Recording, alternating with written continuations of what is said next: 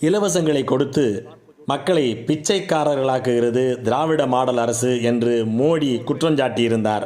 ஆனால் இப்போது டில்லி எலெக்ஷனிலே திமுகவை அப்படியே ஈழித்தான் காப்பியடிக்கிறது பிஜேபி.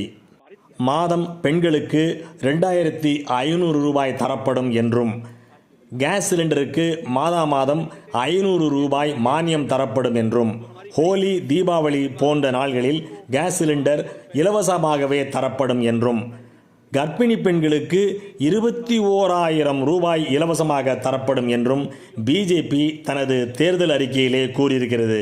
வெட்கமாக இல்லையா பிஜேபி? திமுகவின் கொள்கைகளை அப்படியே காப்பியடிக்கிறீர்களே. நீங்கள் இந்த காப்பியால் வெற்றி பெறக்கூடும், ஆனால் உங்கள் வெற்றி வெறும் காப்பி அடித்த வெற்றிதான் என்பதை உணர்ந்து கொள்ளுங்கள்.